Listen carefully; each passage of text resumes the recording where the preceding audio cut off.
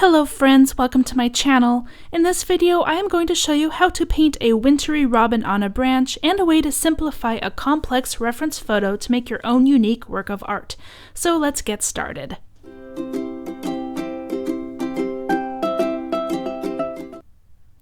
If this is your first visit, my name is Aura, and on my channel I teach drawing and painting tutorials, so if you want to learn more about making art, please consider subscribing to my channel. This reference photo I used is from pixabay.com. I knew I didn't want to paint all of those branches, so to start I cropped it in Photoshop and printed it out. I wanted to remove the branch in front of the robin and just add a few small branches to the background.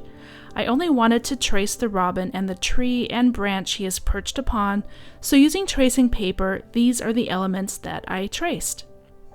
By the way, all the supplies I used are listed with links to purchase them in the video description.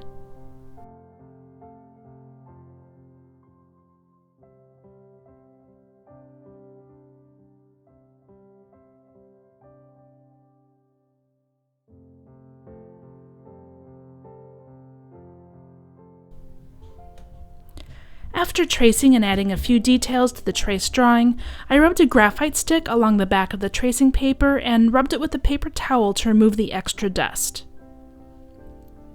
Then I placed it right side up on my watercolor paper, which is Arch's 300-pound cold press. Using my pencil, I traced the lines again, and the graphite from the back transferred to the watercolor paper. For the next step, I used washi tape around the border to keep a nice, clean border. Then I got my paints ready.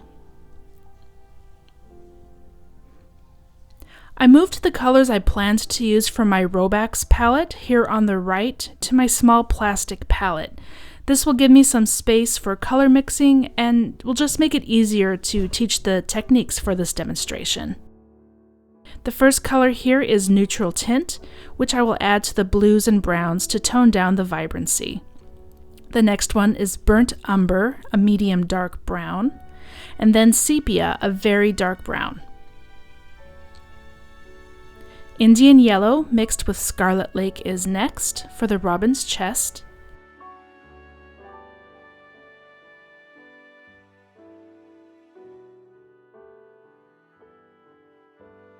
Then green gold for the tree,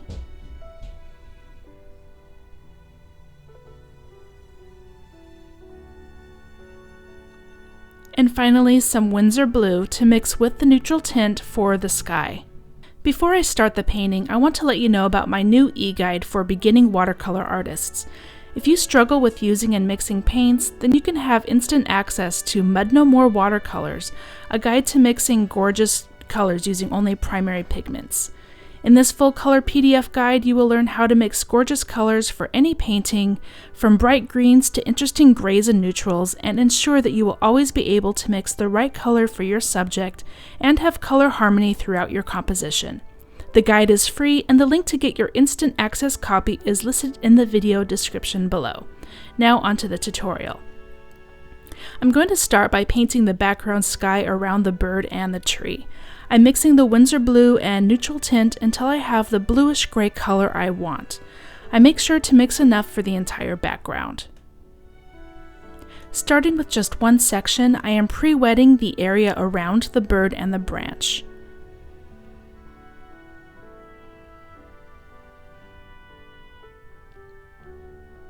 Then I add my blue-gray mix carefully around all those edges.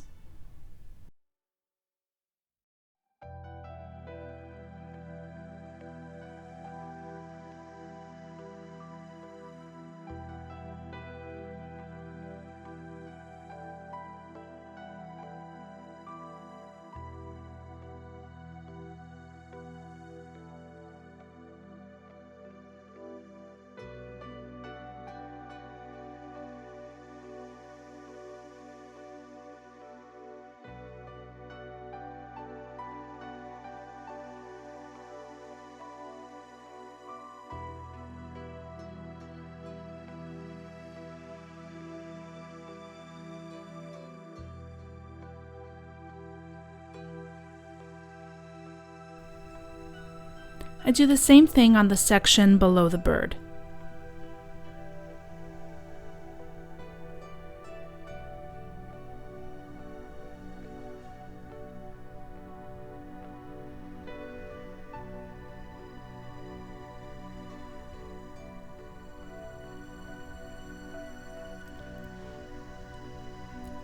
While the paint is still wet in both sections, I drop water onto it to disperse the pigment and create a textural effect.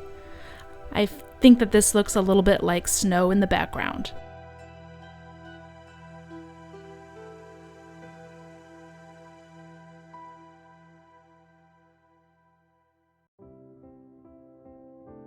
Then I added some more of that blue-gray mix again.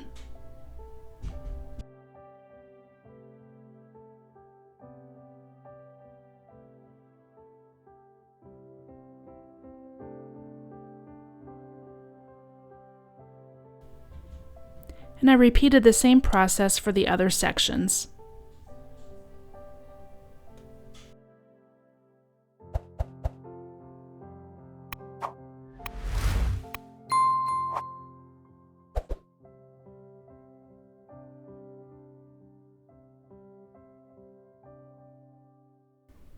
After the sky is dry, I start painting the background branches.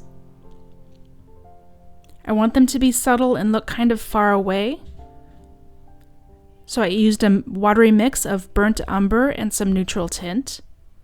I added these directly to the painting, but if that seems a little scary to you, you can sketch the shapes out lightly before adding the watercolor. By the way, this brush I'm using is my very favorite, a black velvet round. I use this brush for the entire painting. It holds enough water for painting larger areas, and the detail I can get from it is amazing. I've only had it for a couple months, but I wish I had upgraded earlier. I will have the link to these brushes in the video description.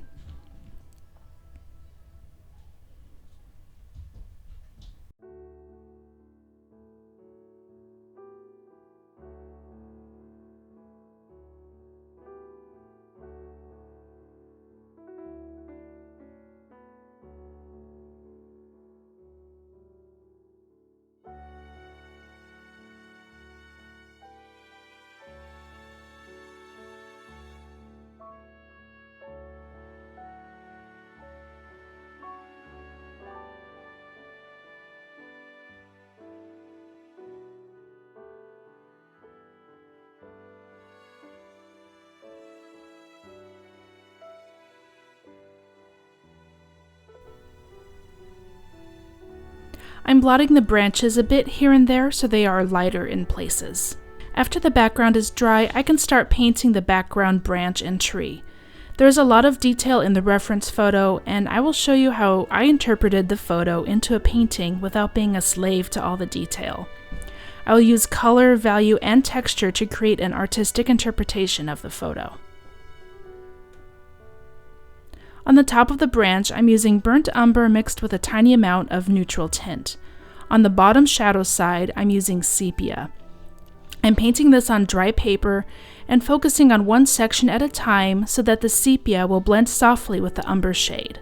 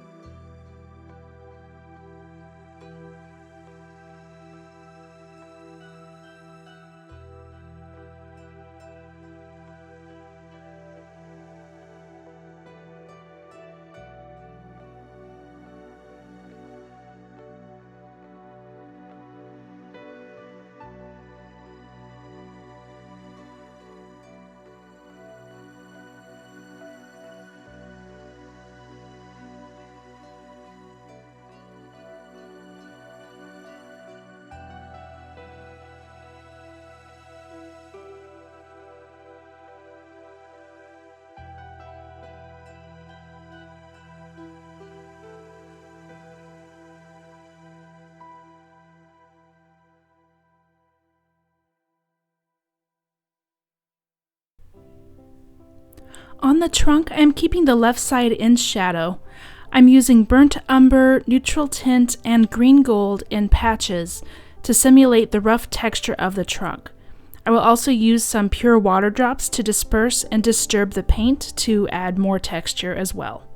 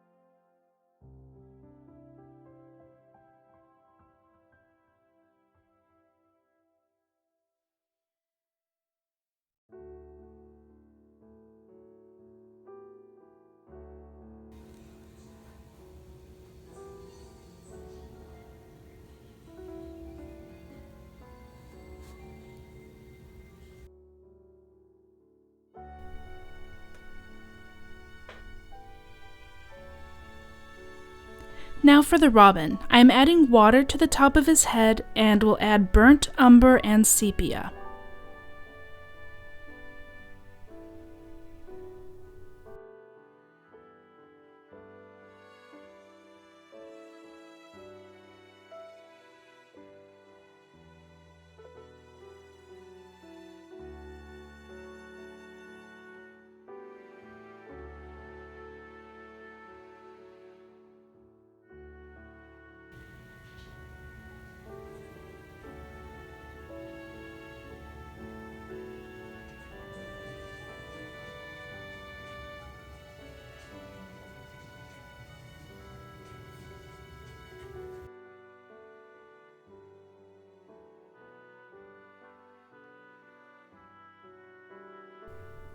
Now I'm adding water to the belly area, and I will add watery mixes of neutral tint and burnt umber.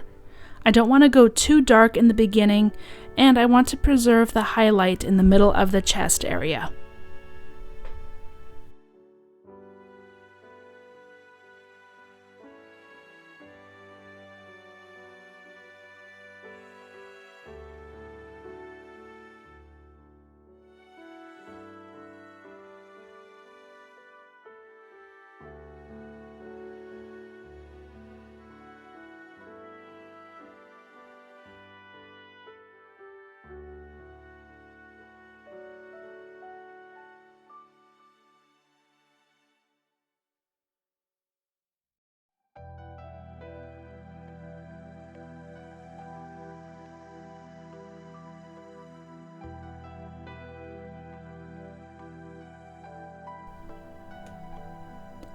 I'm painting Indian yellow on the throat, and for the deeper tones, I'm using Scarlet Lake mixed with Indian yellow and a little burnt umber.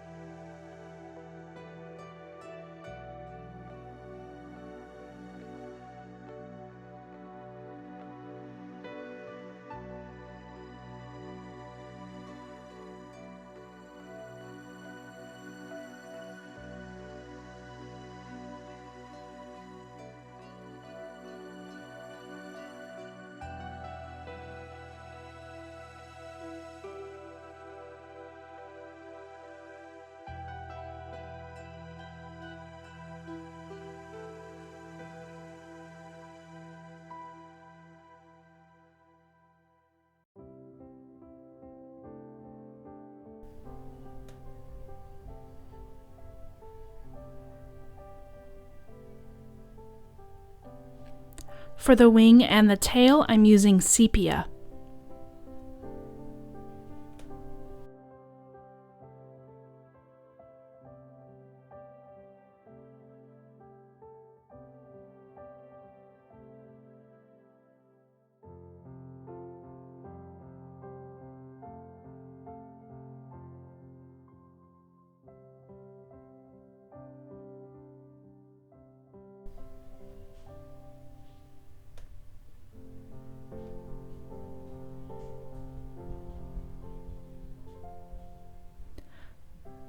Going back to the belly and the chest, which is now dry, I'm going to darken the shadow areas and add some texture to the feathers using light strokes of neutral tint and burnt umber.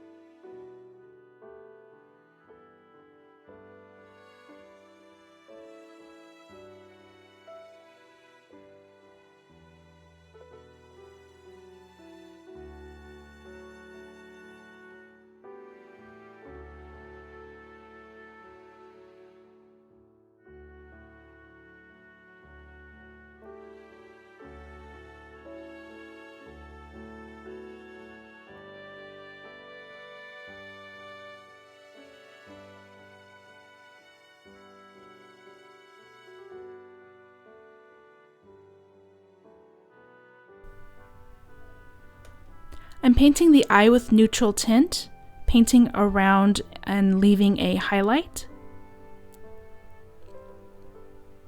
And for the beak, I'm using burnt umber mixed with neutral tint.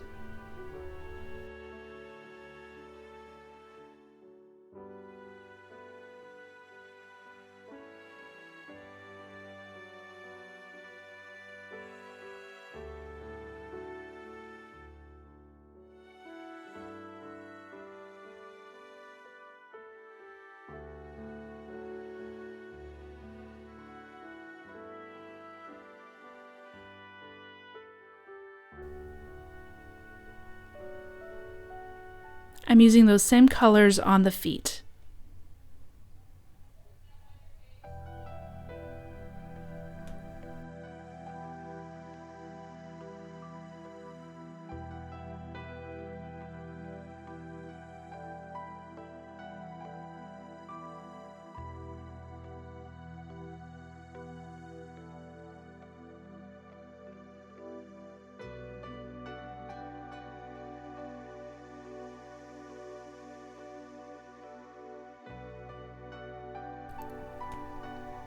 I'm also adding neutral tint to deepen the color of the wing and separate the tail feathers.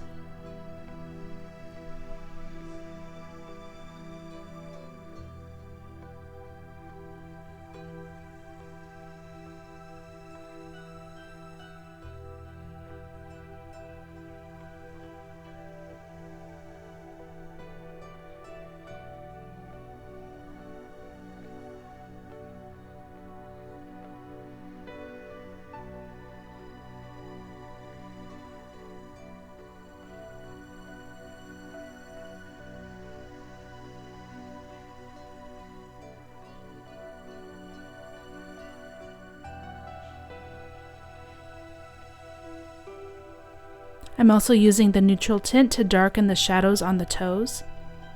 And then finally, I'm using white ink to bring out some of the highlight areas as a final touch. adding a little bit around the eye, on the feathers, and on the highlights to further separate the toes.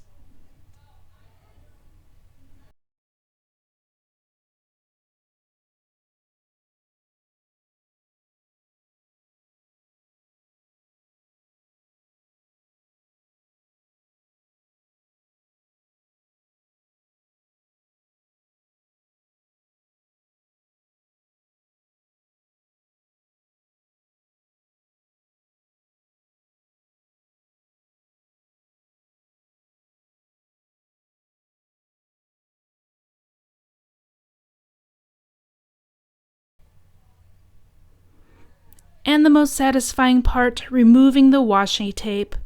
And it's done! Thank you for watching this video. If you enjoyed it, please give it a thumbs up and be sure to subscribe to my channel to see more art tutorials. You can also click your notification bell to find out whenever a new tutorial is published, and share this video on your social media network. Don't forget to download your free Mud No More watercolor e-guide as well. Happy painting, and I hope you join me for my next tutorial. Bye!